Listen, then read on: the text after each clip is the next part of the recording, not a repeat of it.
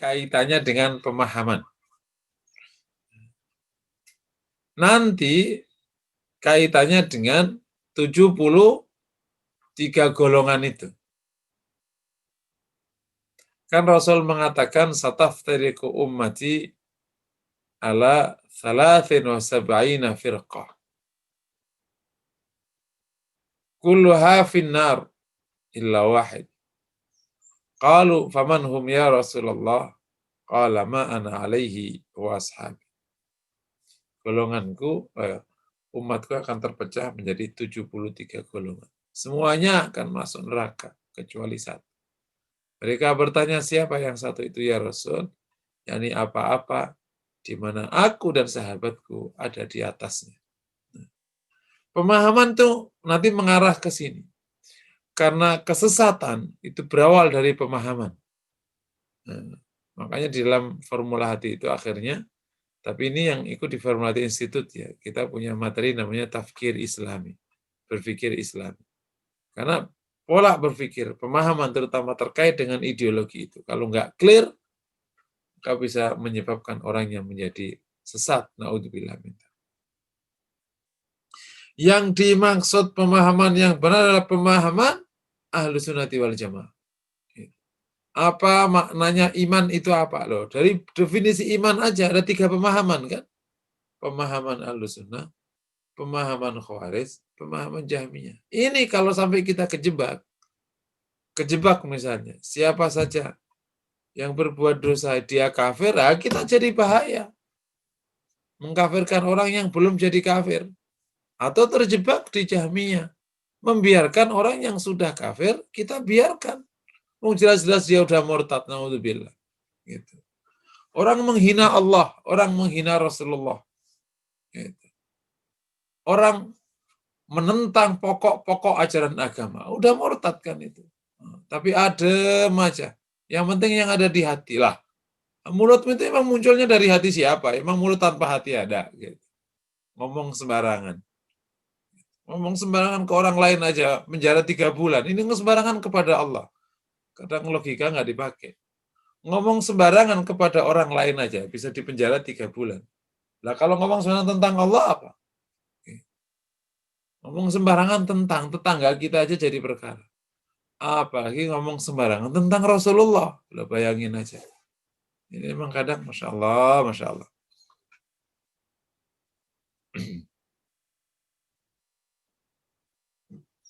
Orang yang merasa boleh bebas berkata apa saja adalah orang yang juga tidak pernah menerima kalau dia dikatain apa saja.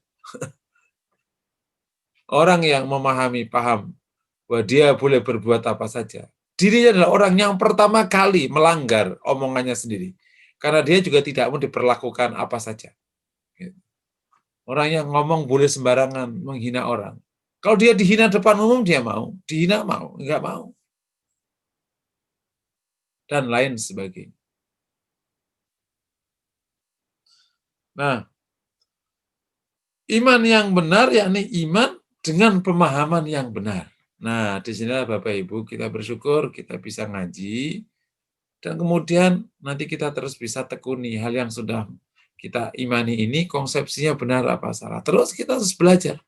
Semoga benar semua, amin. Sehingga tidak ada yang perlu dikhawatirkan pada diri kita. Gitu. Yang dimaksud iman kepada Rasulullah itu gimana? Yang dimaksud dengan iman kepada qadha dan qadar. Loh. Qadha qadar itu ini kalau pemahamannya nggak clear, itu kejebak juga. Gitu.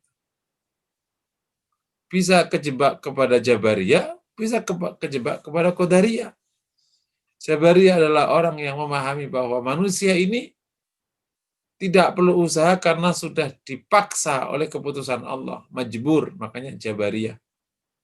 Yakni paham tentang keterpaksaan. Nah, sudah, gimana lagi? Karena kita kan hamba Allah, ya sudahlah kita jalani. Nggak usah.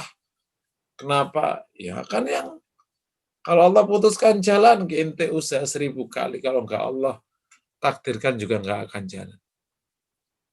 Pemahaman seperti ini teruskan sampai memiliki satu keyakinan.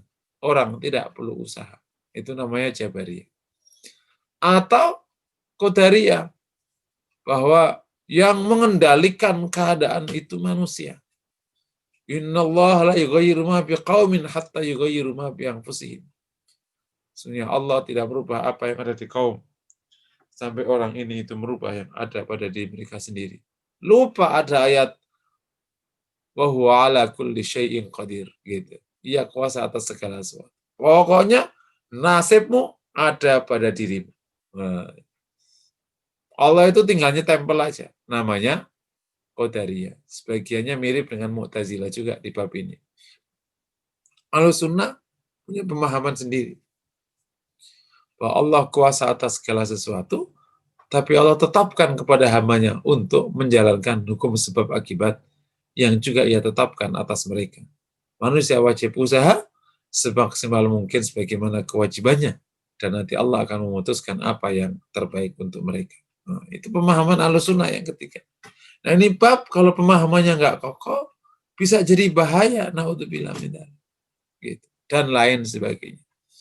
Yang dimaksud iman pada hari akhir itu gimana?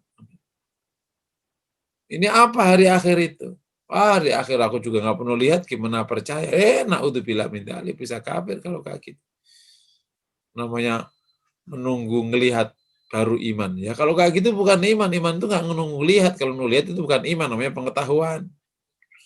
Itu diuji coba dulu, itu namanya pengetahuan. Iman itu emang nggak perlu lihat. Namanya iman pada gaib. Paham ya? Jadi yang dimaksud kualifikasi pertama bahwa imannya itu benar, yakni konsepsinya benar.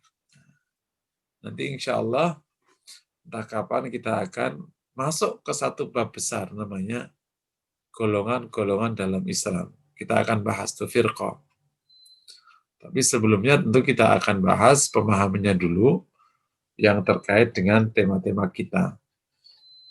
Sehingga lagi-lagi kita tidak terjebak kepada kesalahan orang yang sudah salah, supaya tidak menimpa kita, dan kita juga bisa membedakan mana sebuah pemahaman yang benar tentang tauhid dan mana pemahaman yang salah. Khusus masalah kualifikasi pertama ini, kalau sampai kita tidak bisa memahami konsepsi iman dengan benar, itu resikonya besar. Yang pertama, bisa kejebak di kesesatan ideologi, yang akhirnya masuk min ahli al-firaq ad-dhallah, termasuk golongan-golongan sesat. Naudzubillah min dzalik. Jangan dianggap remeh pemahaman. Pemahaman yang mengkristal membentuk golongan.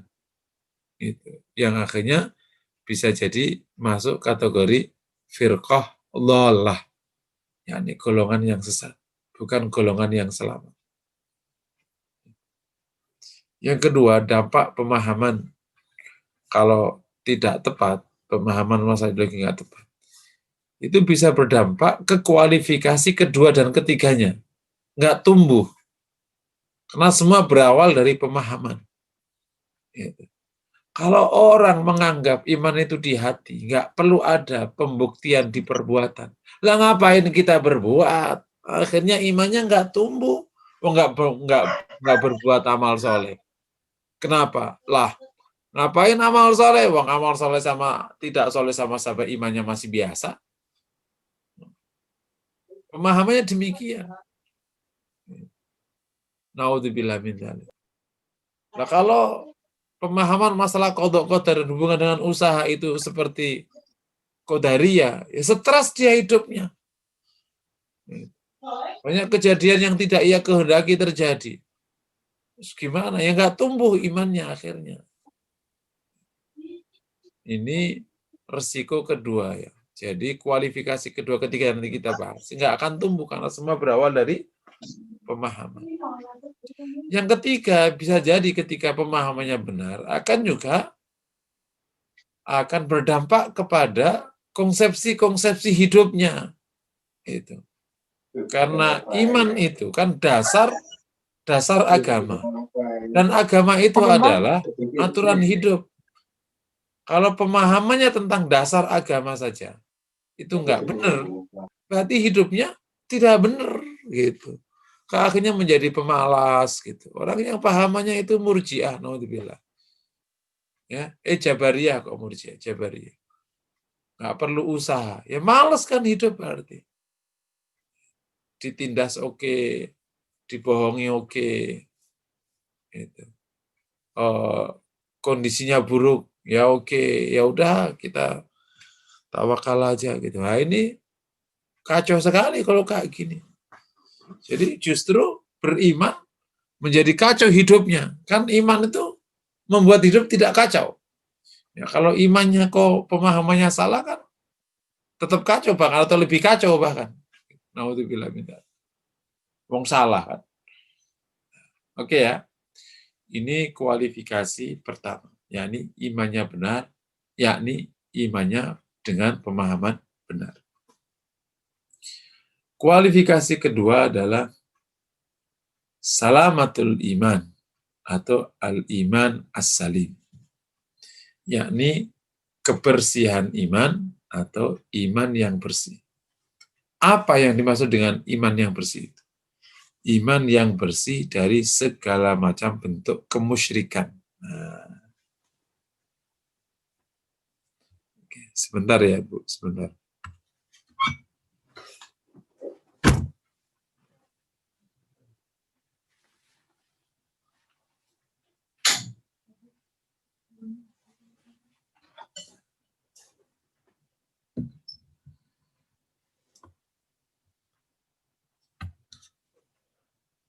Nah, iman yang bersih yakni bersih dari segala macam bentuk kemusyrikan.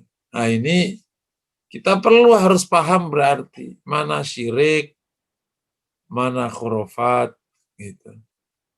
Mana yang menjadi syirik khafi, mana menjadi syirik yang jali atau syirik besar. Tentu kalau kita bicara tauhid yang menjadi hubungan sama tauhid ya syirik jali, yang syirik ya. Kalau syirik khafi, riya itu urusan tazkiyatun nafas. Nah, ini kan harus dipahami, jangan sampai naudzubillah orang merasa beriman tapi bercampur syirik masih. Padahal syirik itu bercampur sedikit pun ya batal, membatalkan iman. Ini enggak main-main. Ibarat kata dosa besar yang lain selain syirik itu sebesar-besarnya itu nggak sampai membatalkan iman. Dosa besar sebesar-besarnya selain syirik ya. Asal tidak konteks menentang dan menantang merubah hukum, itu nggak sampai orangnya batal iman. Tapi kalau syirik, sekecil apapun syirik, itu membatalkan iman. Nah, makanya perlu hati-hati. Nah, kita semua Bapak dan Ibu yang dirahmati Allah, memang hidup di mana syirik itu bercampur budaya. Ini perlu kejelian dan kehati-hatian. Itu syirik atau budaya. Karena ada budaya, di dalamnya ada syiriknya. Beda-beda kan? Gitu. Itu sebenarnya syirik atau sebenarnya yang masuk level keyakinan atau tidak masuk keyakinan. Gitu. Belum lagi syirik-syirik modern. Gitu. Tidak gampang ya. Orang yang terpapar syirik, gitu. Ada kepercayaan kepada selain Allah, itu nggak gampang dia mencabut dirinya dari hal itu. Kalau tidak sungguh-sungguh mendongkelnya, sehingga memang nggak percaya. Tapi kalau biasa aja, itu masih kepikir terkadang. Makanya kalau kita perhatikan ada hadis Nabi, man ata kahinan, barang siapa yang mendatangi dukun, au arrafan, atau tukang tebak ya. Kemudian fasaddaqahu faqad asyrak. Kalau dia membenarkannya, dia syirik. Dan dia kafir. Tapi kalau tidak membenarkan, ditolak amalnya 40 hari. Loh, gak membenarkan kok ditolak amalnya itu kenapa? Salah satu hikmahnya adalah karena ini kepikir gitu. Dan suatu saat nanti dipercaya. Kalau kita ngelihat di lapangan Bapak Ibu yang dirahmati Allah. Ada orang sekarang main itu loh, apa itu? Kartu tebakan, bukan apa sih? Bintang-bintangan lah. Ya, atau kartu tebakan ya, kartu. Kartu nebak nasib. Masih kartu apa itu? Akhirnya bener kan? Di thread. Bener ini. Loh, kalau sudah membenarkan, kejebak nggak kira-kira? Gitu. Karena kan terkadang refleks atau menimbulkan situasi batin.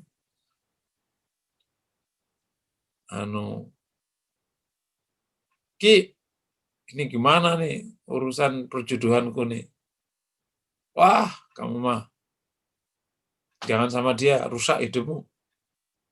Kenapa, Yi? Aku terawang nih, pokoknya masa depanmu suram kalau sama dia. Oh gitu? Ah, nggak mungkin. Ah, itu, nggak mungkin lagi. Waktu menolak itu hati atau pikiran masih membuka ruang itu. Sampai ke rumah, jangan-jangan bener nih, jangan-jangan bener nih. Wah, kalau bener gimana? Nah, ini sudah mulai goyah. Bagaimana orang ditentukan nasibnya oleh sesama orang. Yang menentukan nasib kita Allah SWT. Tugas kita mencari pasangan sesuai dengan yang terbaik, agamanya, ya nasabnya, kemudian istikharoi. Semoga itu yang terbaik. Kalau istikharanya nggak bagus, ya jangan dipaksa. Atau kadang istikharanya nggak bagus, dipaksa. Lah itulah takdirnya Allah SWT.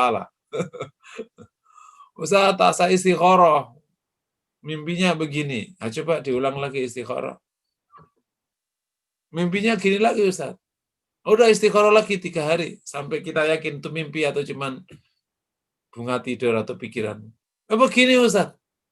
Ya sudah, kalau gitu nggak usah dijalani. Tapi aku suka, ya udah itu namanya nasibmu, jalani aja. Terkadang orang sudah dikasih isyarat oleh Allah, tetap aja nggak bisa menolaknya ya, karena itu sudah takdirnya, ujian berarti. Ya sudah, nanti diperbaiki sambil jalan. Bisa dipahami ya. Jadi di konteks iman yang bersih, ini bersih dari segala macam bentuk syirik. Nah, syirik yang dimaksudkan dalam bab tauhid ya, syirik yang jeli, yang tampak, yang masuk kata syirik ya, bukan yang syirik khafi yang namanya riya. Karena kalau riya itu tidak membatalkan tauhid. Ya, tapi yang mengurangi, tapi kan bahasannya sebenarnya lebih banyak di bab tazkiyatun nafas. Gitu. Ya. Nah, di konteks ini berarti kita perlu memahami syirik itu apa saja. Ya kan? Bahaya-bahaya syirik. Gitu. Nanti kita akan bahas setelah tema ini kita selesaikan. Ya, kita akan bahas masalah syirik, termasuk nawakil tauhid, hal yang membatalkan tauhid, agar iman kita itu bersih. Gitu. Iman kita benar. Gitu. Ya. Nah, di konteks ini pesannya, di kualifikasi kedua pesannya adalah agar kita serius menjaga iman kita dari segala macam bentuk syirik. Oleh karena itu perlu kita pemahaman syirik itu apa dan khurafat itu apa. Ya, ini udah kalau istilah populer di masyarakat. Jangan sampai hal yang belum syirik kita sebut syirik, yang sudah syirik kita biasa aja. Mistis itu hal-hal yang berbau mistis ya. Ini ada yang syirik, ada yang tidak syirik. Gitu. Kalau ada orang mistis itu kan berbau non ilmiah. Ya. Ada yang masuk syirik, ada yang belum sampai ke level syirik. Nah, mitos sama. Mitos ada yang masuk ke syirik, ada yang tidak masuk ke syirik. Nah ini perlu kita memahami. Oleh karena itu, kalau ada istilah yang muncul, apapun istilahnya, dan itu terkait dengan agama, maka harus dikembalikan kepada istilah agama. Kita hanya mengenal istilah syirik. Istilah yang lain itu istilah budaya. Ada khurafat, tahayul, macam-macam. Itu sebenarnya istilah budaya, meskipun itu bahasa Arab. Gitu. Tahayul, khurafat, atau apa saja namanya. Ya itu nanti dirumuskan, masuk syirik apa enggak masuk syirik? Oh enggak masuk syirik, ya sudah. Ya berarti bahasanya nanti di akhlak atau di budaya. Oh, bahasa syirik, bahasan tauhid. Concern kita hari ini adalah kita paham mana syirik, mana yang tidak syirik, sehingga kita bisa menjaga iman kita dari segala macam bentuk syirik, baik syirik modern atau syirik tradisional. Gitu. Naudzubillah min. Tapi yang menarik Bapak Ibu yang dirahmati Allah, semakin rendah ilmu pengetahuan orang, semakin besar mistiknya dan semakin luas mitosnya. Ya, semakin rendah pengetahuan orang, semakin besar mistiknya, semakin luas mitosnya. Dan mistis atau mitos tidak jarang yang masuk ke urusan syirik. Gitu. Tidak jarang yang masuk ke urusan syirik, bahkan bisa banyak. Demikian kalau orang itu pengetahuannya luas, apalagi pengetahuan agamanya, maka akan sedikit mistiknya dan sedikit mitosnya. Akhirnya peluang syirik pun menjadi sangat sedikit. Tiba-tiba, contoh gini, itu namanya mitos, tapi belum syirik. Di atas Gunung Dieng, itu ada telaga, warna 3. Namanya telaga 3 warna. Itu luar biasa. Yaitu mitos, belum syirik. Sampai dia ngomong gini, siapa yang membasuh mukanya di telaga itu, maka akan laris jodohnya, duduk kemerecek, berdiri kemeroyok. Ngadeg kemeroyok, lungguh kemerecek. Nah, itu sudah masuk ke urusan perdukunan. Nah, tapi kalau sampai di sana ada telaga warna, luar biasa. Itu khusus khusus diberikan untuk orang Dieng. Itu baru mitos. Sebenarnya bukan telaga warna, itu adalah telaga dengan air jernih, ganggengnya warna berbeda-beda. Nah, itu pengetahuan itu ilmiahnya. Nah, nanti sama-sama ada hal-hal lain. Gitu. Oke. Ini kualifikasi yang kedua. Kualifikasi ketiga adalah hayawiyatul iman. Ya. Kehangatan iman atau kehidupan iman. Atau terkadang disebut dengan al-imanu al-hayy. Iman yang hidup dan bergelora. Iman yang hidup dan bergelora. Iman bukan hanya dipercaya kemudian mati. Iman itu harus hidup, menggelorakan orang, menyemangati orangnya untuk menjalankan cabang-cabang iman. Nah, menjalankan amal-amal soleh.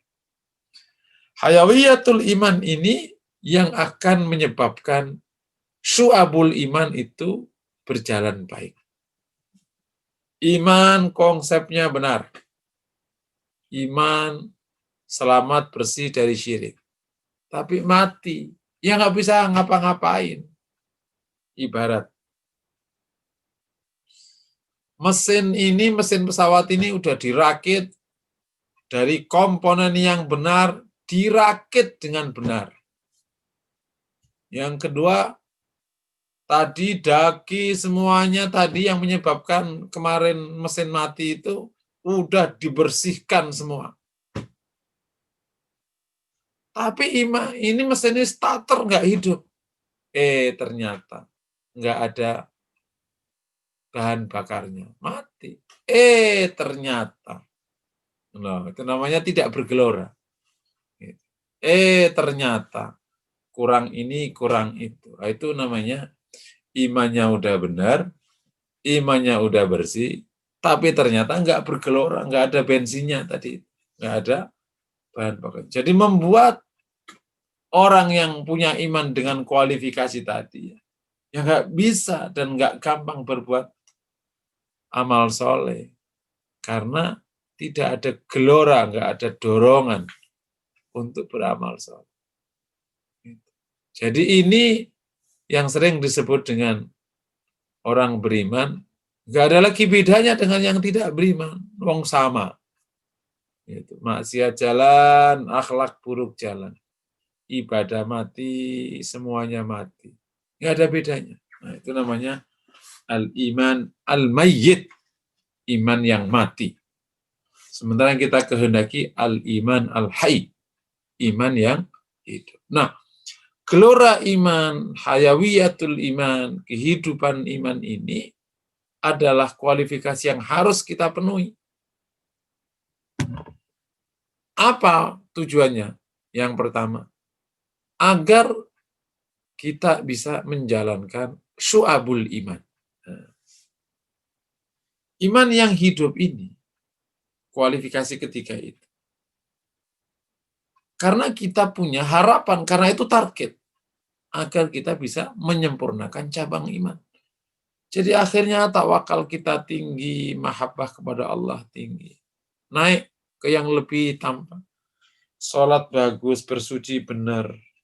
Saum oke, sedekah oke. Naik lagi. Amar ma'ruf oke, sama tetangga oke, akhlak mulia oke, dan seterusnya. 77 cabang iman. Nah, ini yang kita harapkan. Karena kalau iman mati, maka boro-boro satu cabang iman. Seperapat aja tidak jalan. Contoh paling gampang, Bapak Ibu yang dirahmati Allah. Apa sih susahnya zikir subhanallah? Betul ya?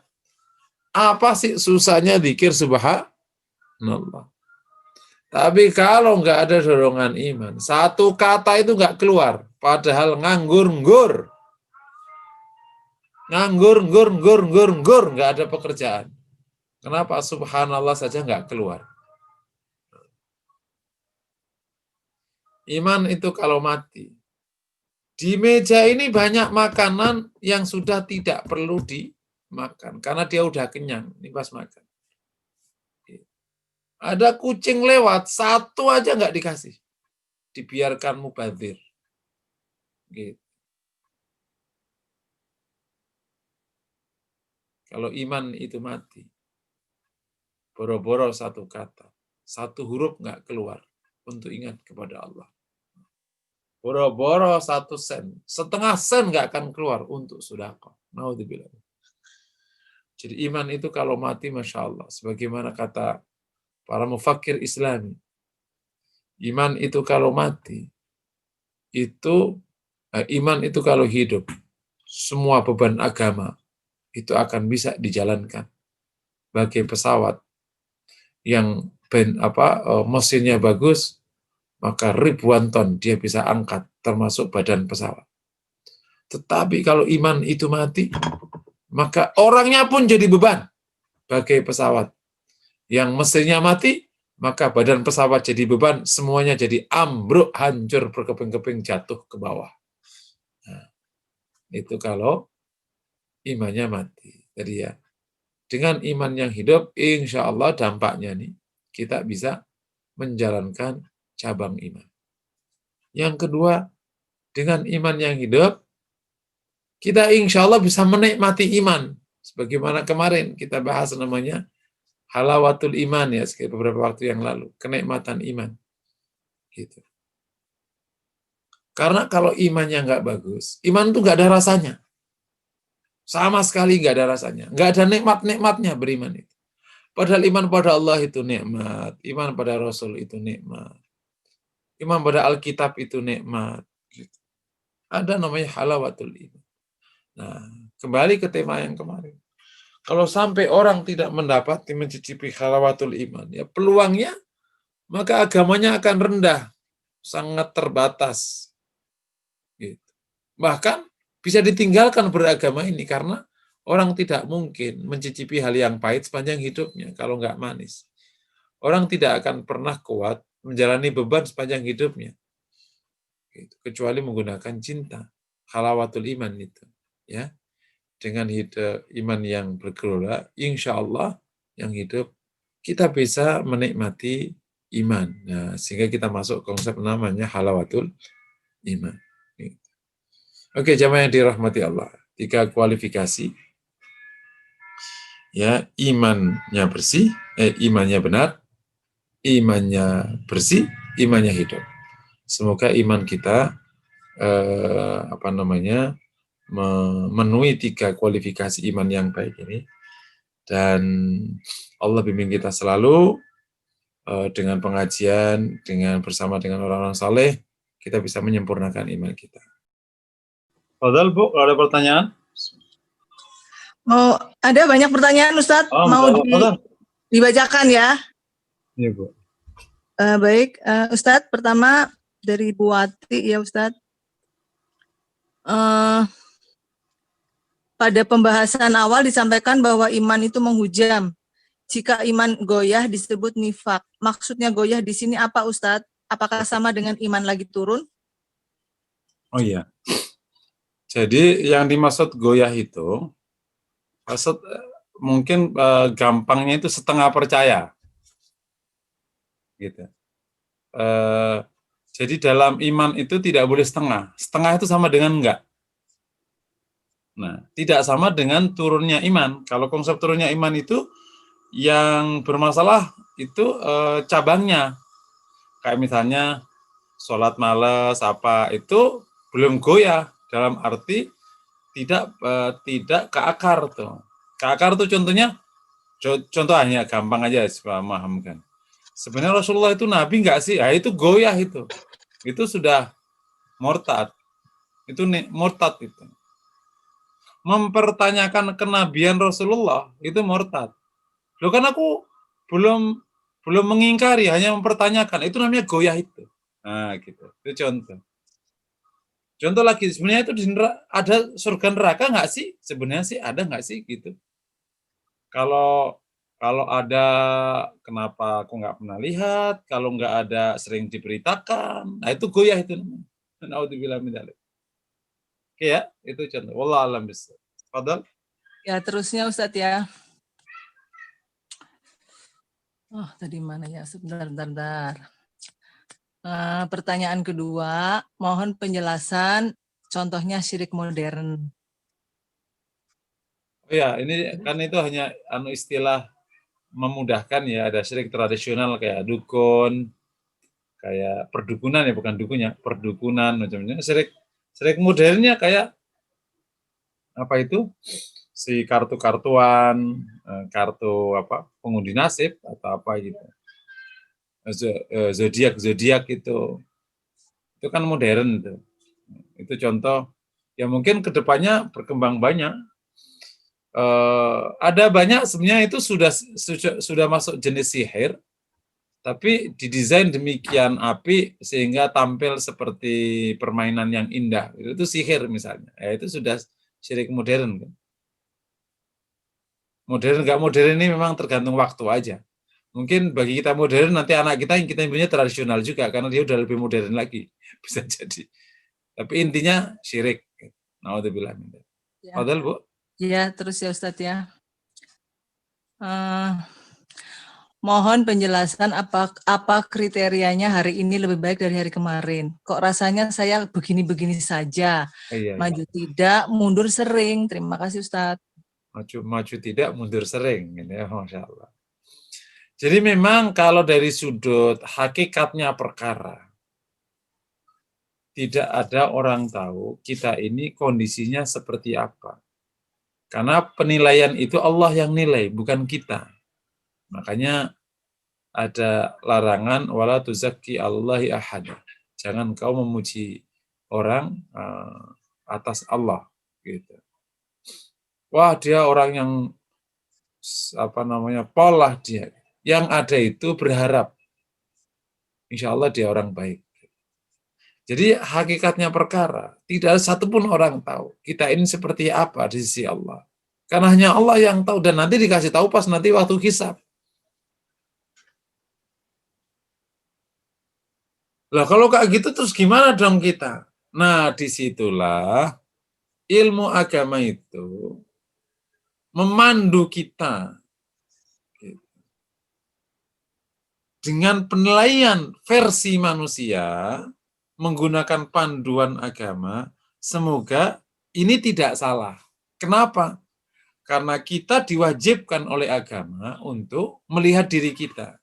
Wa fi anfusikum afala tubsirun. Kita diwajibkan oleh agama untuk mengevaluasi diri kita. Wal tanzur nafsum ma qaddamat lighad. Kata Umar, hasibu anfusakum qabla an tuhasabu. Karena ada kewajiban ini, maka akhirnya kita melihat diri kita menggunakan prosedur agama. Nah, ya dilihat gimana? Yang lihat ya yang dohir-dohirnya, gitu. Yang kita rasa. Sepertinya aku belum ikhlas ini, ya sudah. Gitu. Aku kayaknya sabarnya kurang. Nah, itulah namanya evaluasi. Gitu. Apakah benar sabarku kurang? Ya bisa, nah, hakikatnya perkara. Tapi dengan ilmu yang ada dan dengan semua rumusan ilmu yang ada, kita emang sholatnya kayaknya ini belum khusyuk. Ini tata caranya masih belum bagus. Nah, sehingga pertanyaannya, apa kualifikasi mundur atau maju? Kualifikasi maju mundur itu tergantung seberapa banyak amal soleh yang kita jalankan dan kita tingkatkan. Ya. Kalau sama, ya berarti nggak maju, nggak mundur. Tapi kalau ada kenaikan di amal soleh, berarti namanya maju. Kalau ada justru berkurang amal solehnya, berarti mundur. Nah, amal soleh itu apa? Paling gampang 77 cabang iman. Nah, itu paling gampang aja gitu. Dilihat aja dari situ hari per harinya. Semakin ada banyak yang bisa dipertahankan atau ini enggak, atau hari-hari semakin mundur. Ya, paling gampang lihatnya dari cabang 77 cabang iman. Ingat, amal perbuatan itu ada 3. Ya, amal itu ada 3. Ada amal hati, ada amal lisan, ada amal anggota badan. Ya, jangan kejebak kalau melihat amal hanya yang anggota badan. Amal hati contohnya iman, contohnya mencintai Allah, contohnya syukur, contohnya tawakal, contohnya mahabbah kepada Rasulullah. Itu amal hati, contohnya niat. Amal lisan contohnya jujur, berkata jujur, tilawah Quran, zikir, dan lain sebagainya. Itu amal lisan. Amal anggota badan contohnya sholat, contohnya puasa, contohnya zakat, contohnya amar ma'ruf, dan lain sebagainya. Itu namanya amal anggota badan. Jadi, kalau kita bertanya, gimana kualifikasi disebut maju atau mundur? Tadi, secara umum, jika ada amal. Dari 77 amal itu aja, 7 cabang iman, atau dari bagian dari amal hati, amal perbuatan, amal lisan. Kok sama? Berarti namanya sama. Ya. Tapi kalau ada penambahan, baik penambahan kuantitas atau kualitas, maka berarti namanya maju. Tapi kalau ada pengurangan, baik kualitas atau kuantitas, namanya mundur. Sholat, tapi kok semakin nggak khusyuk, berarti namanya mundur. Sholat, yang awalnya fardu dan sunnah sekarang mulai jarang sunnah, mundur namanya. Nah, makanya karena maju mundurnya iman ini, atau maju mundurnya amal soleh ini, kita perlu kreatif membuat tambalan-tambalan. Nah, gitu, oh, Ibu ya. Saya dulu pernah kasih tip amal soleh ya, strategi amal soleh ya. Yang awal dulu ya. Pertama, berikan perhatian lebih kepada yang wajib-wajib. Ya. Kemudian yang kedua, setelah itu baru yang sunnah-sunnah mu'akkadah. Nomor 4, perhatian kepada amal yang paling utama. Nomor 5, berikan bobot kepada amal yang luas manfaatnya dan panjang waktunya. Nah, libatkan jamaah, apa-apa berjamaah, itu membuat nilai menjadi sangat tinggi. Terakhir, jangan lupa doa. Nah, buat amal yang luas dan panjang. Jadi kekurangan di sunnah, kekurangan di sini, kita masih punya setoran amal soleh dari banyak orang. Gitu. Kita masih terus dapat pasif pahala, gitu. Bukan pasif income. Nah, itu contoh gitu. Kan misalnya kita sholat tapi sunnahnya kurang, atau sholat tapi nggak tilawah. Kurang dong. Tapi ternyata kita ini punya suplai pahala dari 1000 murid kita yang baca Quran. Dapat nggak kira-kira? Insya Allah. Tapi ternyata kita dapat 1000 pahala dari orang yang nonton YouTube kita. Atau yang karena kita nge-status bagus di Facebook, orang terinspirasi, ada 1000 orang terinspirasi, berubah. Sejak dia baca status kita, sejak itu pula mereka taubat. Sampai sekarang. Dapat pahala nggak ngalir? Ngalir. Jadi istilahnya pandai-pandailah kau. Kalau kata orang Padang itu, pandai-pandailah kau. Gitu. Untuk bisa memupuk pundi-pundi iman. Baik melalui diri sendiri atau dengan orang lain. Wallahu a'lam bishawab. Betul, Bu. Ya, Ustaz. Ya, ini ada yang raise hand ya Ustaz. Silakan Pak Farizal Muhammad. Fadil, Bu. Fadil, Pak. Assalamualaikum, Ustaz. Waalaikumsalam warahmatullahi wabarakatuh. Fadil. Syukran. Apa tidak nyalain video, Ustaz? Ya. Menilik penjelasan tentang ria, ujub, begitu ya, Ustaz? Ya, betul. Nampaknya masalah hati ini luar biasa, Ustaz ya. Artinya, apakah memang ada orang yang bebas murni, Ustaz? Nah, Ya. dari aspek-aspek itu, ya, misalnya tadi, kita bikin status, ya, status pengen dilihat orang. Apakah itu juga masuk kategori yang tadi Ustaz ria? Ya, padahal sebenarnya memang statusnya pengen punya pasif pahala gitu, Ustaz. Pasif income pahala gitu kan. Nah, tapi kan yang namanya hati tiba-tiba menyelinap gitu, Ustaz. Nah, itu. Apakah ada orang yang bebas murni atau ada mekanisme atau niat dulu atau bismillah dulu atau gimana, Ustaz, supaya tidak itu. Yang kedua, Ustaz, soal budaya ini. Misalnya kita yakinlah ada praktik-praktik budaya yang memang tidak sejalan dengan tauhid kita. Kalau kita hadir di satu tempat, melewati atau mengikuti satu alur perayaan yang bernuansa kebudayaan. Nah, di situ mungkin ada salah satunya hal-hal yang berkaitan dengan kepercayaan gitu. Tapi sebenarnya kita betul di dalam hati memandang itu sebagai sesuatu hal yang budaya yang tidak ada hubungannya dengan keyakinan dan keimanan kita. Misalnya kita diundang, kita hadir, atau misalnya Ustadz, misalnya saya sebagai akademisi, ya harus penelitian, ada di remote area, ya saya harus bertemu pastor misalnya, saya harus bertemu pendeta, padahal mereka sedang misa, saya ada di situ, kayak gitu, Ustaz. Apakah bagian-bagian semacam itu sudah masuk kategori syirik, Ustaz? Misalnya kita hadir di satu pertemuan kepercayaan leluhur begitu. Nah, karena memang dunia antropologi kan ada di seputar itu, Ustaz. Nah, apakah memang itu bisa kita cegah untuk tidak kita terjebak di dalam tataran pikiran? Syukran, Ustaz. Masya Allah. Oke, yang pertama mengenai apakah ada orang yang selamat, hanya Nabi kalau kita jawab.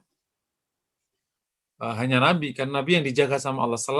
Selama orang itu tidak maksum, selama itu pula peluang untuk salah itu besar.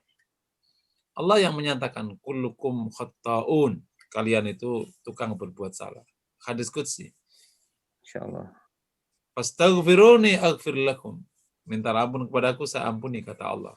Gitu. Nah,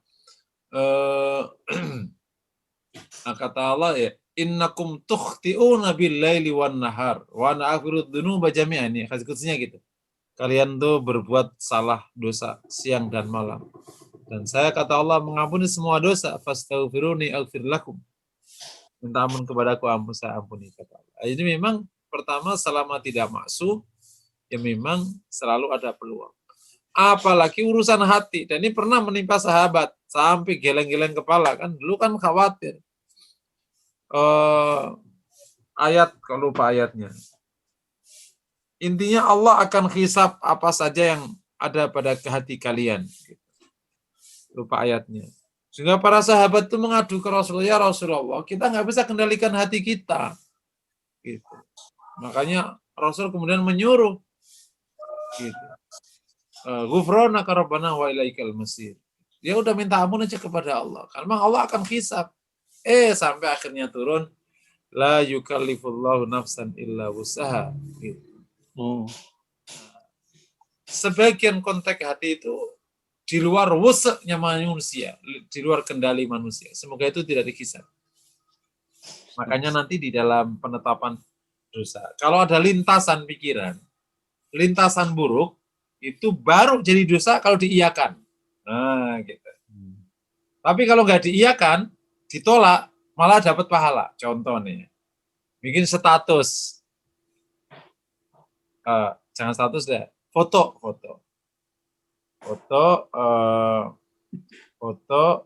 Rumah baru. Nah, ini lintas. Rumah baru coy. Gitu. Misalnya gitu kan. Umur muda rumah mewah. Sukses coy. Ini di hati terlintas ada ujub. Kok diiyakan, ya jadi ujub. Oh iya bener. Tapi kok astagfirullah, nah itu nggak jadi.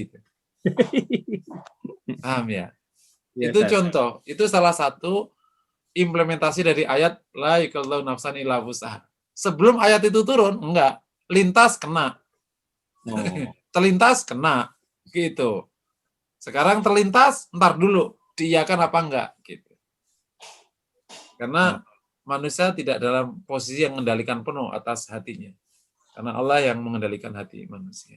Jadi ditanya, apakah ada yang enggak, selama tidak maksum, maka tidak ada yang selamat. Tetapi sebagai orang mukmin, dikasih dan didorong oleh agama untuk mengupayakan kebersihan hati, kemuliaan akhlak, kebenaran amal soleh. Dengan apa? Dengan proses ilmu. Ya. Nanti macam-macam beda. Kalau untuk hati, ya berarti ilmunya diperdalam, latihannya diperkuat, sehingga kokoh. Syukurnya kokoh, ikhlasnya naik. Lama-lama riaknya hilang. Lama-lama, awal ikhlas, riak, ikhlas, lama-lama, ikhlas. Dengan izin Allah. Itu pun bisa riak seketika lagi ya. Gitu. Jadi dengan ilmu dan dengan latihan, gitu. Termasuk latihan syukur, latihan sabar, latihan tawakal terus gitu. Latihan ikhlas sampai nanti Allah jadiin hati kita menjadi mukhlas. Nah, kalau mukhlas itu baru udah kokoh. Ada mukhlis, ada mukhlas. Kalau mukhlis itu orang yang ikhlas, dia berusaha ikhlas. Sampai nanti Allah jadikan hatinya ikhlas, namanya mukhlas. Yani orang yang sudah diikhlaskan oleh Allah hatinya. Nah, yang nggak bisa digoda sama setan itu mukhlas, bukan orang mukhlis. Kalau mukhlis itu bisa digoda. Kalau mukhlas karena Allah sudah jadi hatinya sudah dikokohkan oleh Allah jadi hati ikhlas, ya sudah. La ughwiyanakum ajmain illa ibadaka minhumul mukhlasin, yang mukhlas. Ya, itu pertanyaan pertama. Pertanyaan kedua. Nah, kalau kita berada dalam situasi itu di mana kalau hanya budaya tanpa ada unsur syirik ya nggak apa-apa. Tergantung budayanya. Jadi kan budaya itu ada budaya yang benar, ada budaya yang tidak cocok sama syariah. Yang tidak cocok itu ada dua ya, budaya, ingat budaya, misalnya budaya. Itu ada yang sesuai dengan syariat dan yang tidak sesuai. Yang tidak sesuai ada dua. Yang tidak sesuai secara akidah dan yang kedua tidak sesuai secara hukum. Bahkan bisa dikasih nomor 3, tidak sesuai secara etika, tapi nggak sampai melanggar hukum. Nah, kalau tidak sesuainya itu masalah hukum, ya berarti hanya urusan maksiat biasa. Tapi kalau tidak sesuai masalah akidah, ya berarti kan masalah kekafiran, lebih berat. Kalau masalah etika, apalagi ya sedikit. Misalnya budaya suara tinggi. Ya kan enggak, ini melanggar tapi etika aja. Karena budaya Islam itu rendah suaranya, tidak tinggi. Misalnya gitu. Nah, kalau ada sebuah produk budaya, di situ ada pelanggaran ideologi atau tauhid. Katakan ada syiriknya. Kemudian kita masuk. Itu gimana, syirik enggak? Oh, tidak. Kalau kita masuk dan kita ikut meyakini kesyirikannya, ya kita syirik. Kalau kita masuk, kita tidak meyakini kesyirikannya, tapi kita mendiamkannya, namanya dhaful iman. Kita lemah iman. Gitu. Paham ya? Tapi tidak salah. Tapi dhaful iman. Gitu. Jadi kalau kita ada di produk budaya, kita di situ ada syiriknya. Kita mengiyakannya, kita ikut mempercayainya, syirik. Tapi kalau kita tidak mempercayainya, kita duduk di situ dan kita tidak melakukan apa-apa, namanya dhaful iman. Yang hanya pakai ingkar di hati. Kalau sampai tidak ingkar di hati, kita dosa. Namanya tidak mengingkari mungkar. Paham ya? Kalau pakai ingkar di hati, itu enggak dosa, tapi dhaful iman. Tapi kalau ingkar di hati, apalagi bisa lisan, tidak ingkar di hati, yaitu namanya ikut dosa. Karena membenarkan dosa. Membiarkan dosa, itu hukumnya dosa. Makanya kan, supaya tidak berdosa, minimal mengingkari hati. Mengingkari hati. Nah, makanya di konteks ini, kita perlu piawai itu. Di dalam bergaul itu mengepiawai ya. Mungkin antum-antum lebih piawai bergaul daripada saya. Tapi intinya perlu piawai. Dalam bergaul itu ada rumus-rumus. Jadi orang benar ini harus pandai bergaul. Karena kalau nggak pandai bergaul, benernya nggak kemana-mana. Itu rumusnya. Jangan atas nama kita menjaga kebenaran, kita nggak bisa bergaul. Tapi kalau orang bergaul nggak pandai, kejebak. Gitu. Karena bergaul itu ada rumusnya ternyata. Sebagaimana matematika ada rumusnya, bergaul itu ada rumusnya ternyata. Nah, kalau kita pakai rumus bergaul, kita bisa benar dan kita bisa menang. Gitu. Kalau pakai rumus bergaul. Dan ternyata salah satu rumus bergaul itu adalah memberi, misalnya gitu. Nanti banyak rumus-rumus bergaul. Sehingga akhirnya kita tetap benar, kita juga terhormat di mata mereka, kita nggak dibenci mereka, tapi mereka juga respect kepada kita, karena kita menggunakan rumus-rumus pergaulan. Wallahu a'lam bishawab. Ustadz, masih banyak nih pertanyaan Ustadz ya. Betul, Bu. Ya, ini ada dari Pak Eko. Ustadz, bagaimana cara menjaga iman tetap dalam jalan yang diridhai Allah? Iman yang tetap dalam jalan yang diridhai Allah Ta'ala. Oke. Jadi menjaga iman ini sebenarnya adalah konsep istiqomah. Ya. Itu innalladzina qalu rabbunallah tsumma istaqamu. Yang berkata Rabb kami Allah, itu iman kan? Tsumma istaqamu, kemudian dia istiqomah. Makanya istiqomah ada dua kan, istiqomah dalam mauqif, dalam bersikap, dan istiqomah dalam amal. Istiqomah dalam mauqif yang sekarang kita ditanyakan ini, istiqomah dalam amal, terus beramal baik sampai akhirnya. Nah, gimana kita bisa menjaga iman? Istiqomah dalam iman. Yang pertama, teruslah asah iman kita dengan ilmu. Pokoknya ilmunya terus. Rute pertama dan yang paling gampang dilalui orang untuk mendapatkan banyak kebaikan, termasuk kebaikan iman, menjaga iman itu ilmu. Kalau bahasa gampangnya di masyarakat, ngaji aja yang sering. Insya Allah. Bosan Ustaz? Ya jangan berlebihan aja. Gitu. Jadi saya temui, saya tidak punya data akurat, tapi observasi saya terhadap orang-orang yang ketika di kantor itu ternyata rajin ibadah, ternyata dulu waktu di SMP SMA emang dia punya ilmu tentang masalah itu. Entah dulu itu ngaji TPA, ikut madrasah, ngaji sama bapaknya, ikut di masjid. Tapi kalau waktu kecil itu tidak pernah ke masjid, nggak pernah ikut madrasah, nggak pernah TPA, sampai tua pun tetap aja itu nggak menarik. Ya, nanti satu saatnya bisa taubat, tapi ujung nanti. Jadi ilmu. Yang kedua, memang selalulah bergabung di teman baik, komunitas baik. Kita harus punya teman banyak. Ya, kita sebaiknya punya teman banyak. Ya. Tapi jadikan yang tidak baik hanya sebatas muamalah. Sementara yang baik jadikan sahib, orang yang dekat. Kita bisa bermuamalah dengan siapa saja, termasuk yang tidak beriman. Tapi kita hanya berteman baik dengan orang baik. Jangan dibedakan, jangan bodoh. Jangan nggak bisa ngebedain antara bermuamalah sama berteman. Berteman harus sama orang baik. Tapi bermuamalah sama siapa aja. Ya kita ngapain? Bisnis sama siapa aja. Gitu. Ngopi, kok ngopi apa itu? Katakan bersepeda siapa aja. Tapi jadi teman baik, ya harus yang baik. Gitu. Teman baik itu mana yang dekat. Gitu. Sahib itu ya. Sahib itu kan yang menyertai. Nah, itu harus yang baik. Jadi pastikan kita punya komunitas baik, teman dekat baik. Agar apa? Agar memang kita ikut di arusnya. Karena kata Nabi kan almar'u ala dini khalili. Manusia itu sesuai dengan agama teman dekat. Yang ketiga ini, khusus bab kayak gini ini, zikirnya dibanyakin.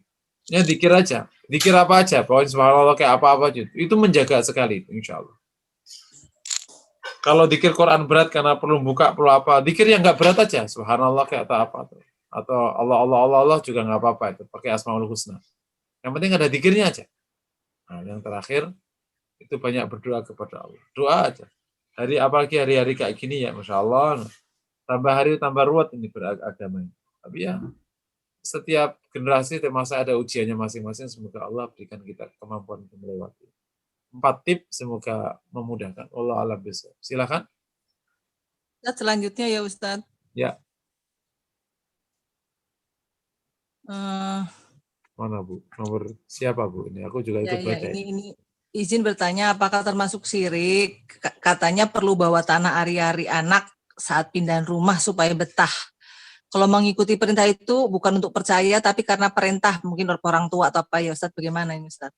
Ya, tadi itu. Jadi ada produk budaya yang di dalamnya ada keyakinan. Ya kan? Makanya perlu diklarifikasi. Apakah ini karena keyakinan atau karena tanpa keyakinan? Gitu. Kalau dia ikut pindah rumah tanpa keyakinan, ya nggak apa-apa. Itu produk budaya aja. Ya nanti di mata orang luar aneh aja. Lo itu kan sebenarnya hari-hari ngapain lo ikut pindahin gitu kan. Ya jadi tampak sekali tradisional sekali kan gitu. Karena di masyarakat modern hari-hari itu ya hari-hari bukan saudara. Gitu. Cuman kan orang tua kita dulu itu punya penjelasan karena dia adalah dulu kalau bahasa modern kan itu sumber makanannya yang dilewatkan ibunya kepada dia, dianggap itu saudaranya. Ya, kan semakin tidak mengetahui semakin besar mitosnya kan itu saudara, itu akan punya hubungan macam-macam. Nah, ya karena diyakini di macam-macam ya akhirnya bisa kesesuaian gitu. Anak indadoni abdibi itu penjelasannya. Gitu. Akhirnya pakai ilmu titen dititeni jalan. Intinya gini, kalau dia pindah karena ada keyakinan bahwa ari-ari lah yang membuat ini dan itu, yaitu syirik. Tapi kalau ari-ari itu ya sekedar ini budaya ditutup tanpa ada keyakinan, ini insya Allah nggak sampai syirik, tapi ya itu budaya buruk. Budaya dalam arti sampai ke level itu buruk, kalau pindah ya udah nggak usah pindah aja, sudah dikubur. Dalam arti sudah ditempatkan di tempat yang tidak bau kan. Di sebagian masyarakat kan ya dibuang kan. Namanya itu kan memang ari-ari kan, bukan saudara. Tapi kalau masyarakat masih mengubur, nggak apa-apa. Artinya apa? Ya selama tidak ada keyakinan tertentu tentang masalah itu. Wallahu a'lam bishawab. Pertanyaan selanjutnya Ustadz ya, jika kita dari Bapak Wahid ya, jika kita beramal bersedekah dengan berharap dengan amal dan sedekah itu kita bisa diselamatkan dari bala atau diterima doa kita yang lain, tingkatan amal kita itu bagaimana ya Ustadz? Okay. Dan bisa jadi doa kita yang lain itu lebih ke urusan dunia, maksudnya dunia Ustadz ya, doanya tadi. Misalkan agar saya bersedekah ini agar hutangnya lunas, saya bersedekah ini agar rezeki lancar, agar anak sekolah lancar. Mohon penjelasannya. Oke, khusus amal yang maksudnya urusan dunia, ya, supaya hutangnya lunas, anaknya lancar, jodohnya cepat, jodohnya apa gitu. Itu para ulama berbeda pandangan. Yang pertama, ada yang menganggap ini masih kategori ikhlas. Alasannya karena semua harapan tadi memang menjadi fadilah dari sebuah amal-amal soleh. Ya kan, misalnya fadilah sodaqah, fadilah baca surat Yusuf, fadilah baca surat Maryam, gitu. Terutama fadilah baca surat Al-Mulk, fadilah baca surat Yasin. Selama fadilah-fadilah ini memang diakui oleh syariah, maka menuju dan menempatkannya menjadi tujuan dianggap masih boleh dan dianggap masih syah kategori ikhlas yang ketiga. Gitu. Nah, yang pertama ridha Allah, ikhlas yang kedua itu selamat dari neraka dan masuk surga, ikhlas yang ketiga mengharap fadilah dari Allah di dunia. Sebagian ulama mengatakan tujuan dunia ini menyebabkan amal menjadi tidak diterima. Kenapa alasannya? Karena Quran itu mencela orang yang berhasrat dunia. Maksimal kalau kamu ingin amal soleh. Kalau tidak bisa ingin dapat ridhonya Allah karena belum nyampe hatinya, minimal kamu ingin selamat dari neraka dan masuk surga. Jangan lebih daripada. Urusan dunia bisa bahaya. Nah, sebagian ulama mengatakan itu tidak ikhlas. Gitu. Dan kelihatannya sebagian besar. Ala kulli hal, baik satu atau dua pandangan ini, yang paling baik dihindari. Bahwa, tapi ternyata di hati kok kemerentek ya, karena emang utangnya banyak, udah usahain susah, ya udahlah ya Allah, semoga sedekah, maka jadikan, saya suka ngasih solusi, jadikan tujuannya tetap Allah, dan berharap kepada Allah semoga dimudahkan hidupnya lewat sedekah ini. Jadi, posisinya harapan, bukan tujuan. Gitu kira-kira. Nah, kalau posisinya tujuan, khawatirnya sedekah, tetap bisnisnya nggak lancar. Ya kan, akhirnya berhenti. Ya, udah sedekah sering, tetap aja bisnisnya bokeh. Males gua, ternyata nggak bener. Nah, khawatir jadi begitu. Tapi kalau tujuannya Allah di akhirat, tujuannya Allah, ini jadi harapan. Jadi bonus lah. Kalau dapat bersyukur, kalau enggak kan insya Allah udah dapat pahala dari Allah SWT. Itu lebih bagus. Wallahu a'lam bishawab. Ya Ustadz, masih ada ya Ustadz ya, ini sayang Ustadz. Oh, fadal. Ustadz, tentang kenikmatan iman. Bagaimana kalau kita belum merasakan nikmatnya iman, tetapi yang kita tahu adalah tetap menjalankan perintah Allah dan meninggalkan larangannya dan mengharapkan semata-mata hanya ridhonya saja. Bagaimana pada akhirnya kita bisa meningkatkan ke taraf yang merasakan iman, atau sebenarnya kita sudah merasakan nikmatnya iman tapi tidak menyadarinya? Oke, posisi itu ya tentu ibu bapak setelah Allah yang paling tahu ya, tapi ya karena Allah kasih kita hati dan pikiran, kita bisa merasa-rasa dengan ilmu dari Allah. Yang penting bahwa posisi itu udah benar. Bahwa kita yang penting kita taat, kita itu udah benar. Nah, tinggal kita tanya, apakah pada waktu ibu taat itu, ibu menikmati enggak? Kalau menikmati, berarti sudah memasuki halawatul iman sebenarnya. Gitu. Maksudnya, waktu sholat itu nikmat. Gitu. Atau, ya sholat aja tanpa rasa. Nah, kalau sholat saja tanpa rasa, tidak maksiat tanpa rasa, berarti ya baru taat aja, tapi belum sampai halawatul iman. Tapi benar, udah benar. Nggak salah itu. Gitu. Paham ya? Karena halawatul iman itu adalah taat plus. Ada plusnya. Taatnya itu dalam kenikmatan. Jadi, kalau kondisi kayak gitu, udah nggak apa-apa, bagus. Terusin aja, nanti lama-lama, insya Allah akan ketemu halawatul iman. Orang semakin taat, insya Allah semakin nikmat. Nah, supaya lebih cepat, ya 3 syarat halawatul iman itu. Apa itu? Mencintai Allah dan Rasulnya daripada yang lain. Jadi, mulai menggunakan mahabbah di dalam ibadah. Bukan pakai pahala atau takut siksa, tapi pakai mahabbah. Yang kedua, mencintai orang lain, tidak mencintai kecuali karena Allah, dan benci kembali kepada kekafiran, sebagaimana ia benci dimasukkan ke api lagi. Nah, itu kalau ada itu, insya Allah ketaatannya naik, bukan taat biasa, tapi taat yang ada halawatul iman. Wallahu a'lam bishawab. Padahal Ya Ustadz, apakah ada referensi tentang jenis-jenis syirik kecil selain yang sudah dijelaskan di sini? ya, kalau syirik kecil itu kan riya. Referensinya buku Tazkiyatun Nafas. Ya salah satunya Madarijus Salikin. Itu kalau nanti bahas bab al-ikhlas, nanti ada di situ bahasan bab riya. Itu nanti jelas. Riya itu punya adik kecil namanya ujub. Punya adik langsung namanya sum'ah. Gitu. Jadi, nah riya itu punya saudara, punya paman namanya sombong. Biasanya itu nggak jauh 4 itu. Biasanya kalau udah ujub, sum'ah. Kalau sum'ah, ya riya. Kalau udah sum'ah riya, biasanya naik menjadi sombong. Nah, kalau sombong diterusin, ya udah kemana-mana. Gitu. Jadi kalau di referensinya, mungkin salah satunya Madarijus Salikin, salah satunya. Tapi juga bisa referensi yang lain tentang bab riya. Wallahu a'lam bishawab. Khusus bab ini memang itu sangat jeli sekali ya, karena setan piawai sekali menggeser-geser ini. Seperti kata Yusuf ibn Husain, saya belajar ikhlas hampir 40 tahun, dan sepanjang itu pula riya bergonta-ganti wajah. Ada aja wajahnya. Awalnya tidak ingin dipuji, tapi akhirnya takut dicela.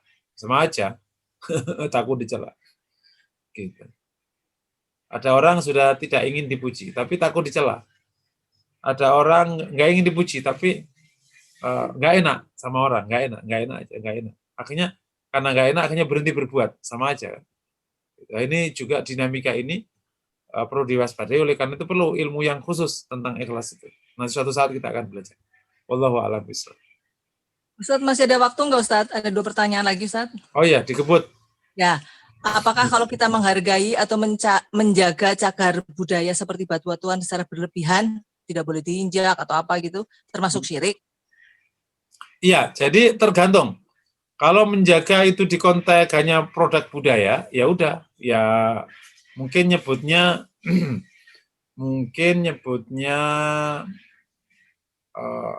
salah etika. Salah etika karena etikanya berlebihan. Sebagaimana kita tidak boleh berdiri kalau ada orang datang. Nah, itu kan kalau kita berdiri itu tidak syirik, itu salah etika.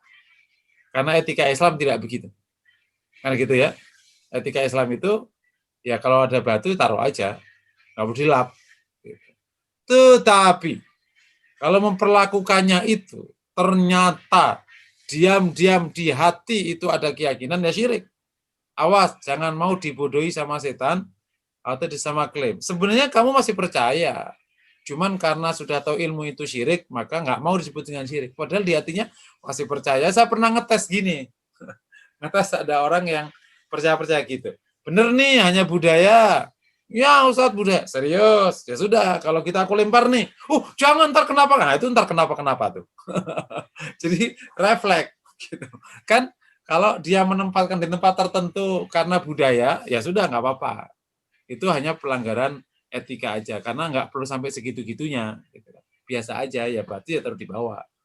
Ya udah nih, bener nih, hanya budaya nih, oke. Ya udah sini, aku lemparnya. Jangan, ntar kalau udah apa-apa gimana? Nah, itu sebenarnya ada keyakinannya, teman terselubung, orangnya nggak menyadari. Gitu. Itu yang saya katakan, keyakinan itu nggak selesai hanya dengan pengetahuan. Perlu didongkel keyakinan syirik itu, didongkel. Karena kalau nggak didongkel tetap. Suatu ketika misalnya ada orang yang percaya pertautan itu lah, orang ini sama orang ini harus kayak gini gitu. Bener nih, ini hanya faktor konsep kecocokan aja. Iya gitu. Ya sudah. Gimana kalau saya cari orang yang mirip? Jangan. Harus sama dia, karena kalau nggak dia, ini bisa petaka keluarga kita. Kan keyakinannya keluar jebulnya. Gitu. Jadi terkadang ada orang sebenarnya masih mempercayai.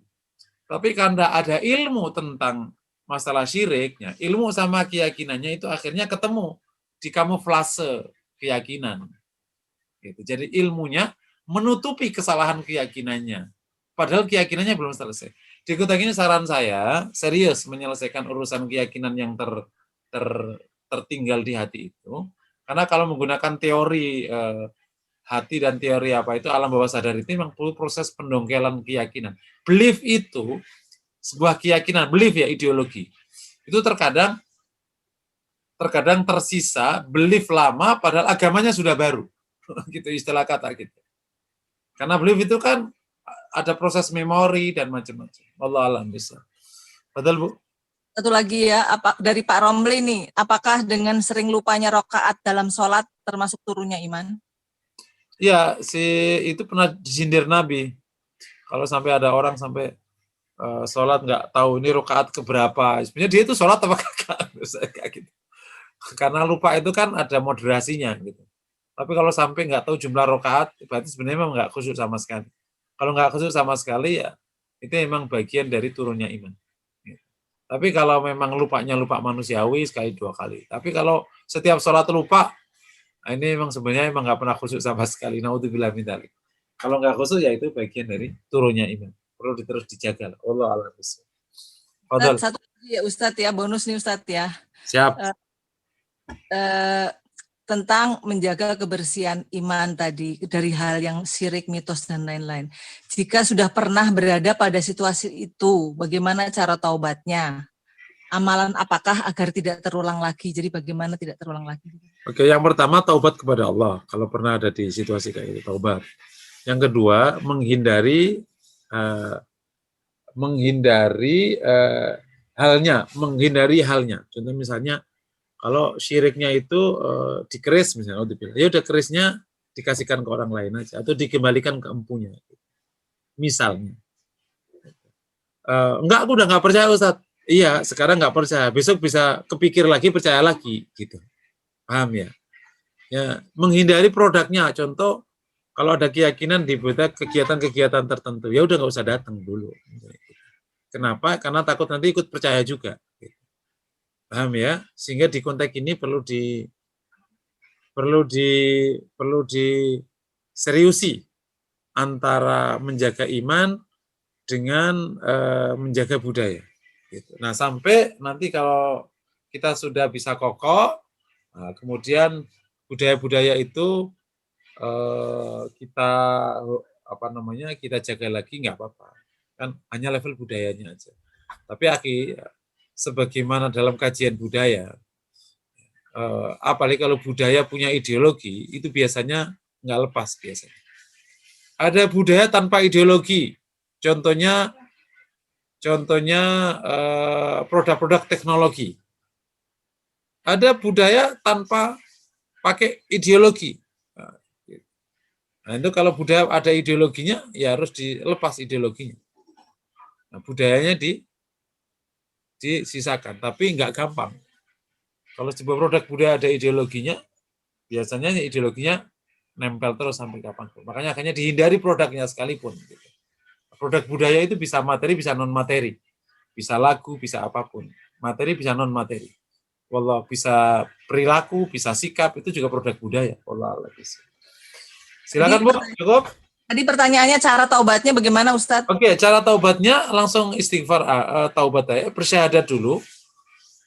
Bersyahadat terus istighfar. Kalau menggunakan sholat taubat juga boleh. Kemudian berikutnya tadi langkah-langkahnya yang tadi dihindari sampai kokoh sekali keyakinannya. Ya.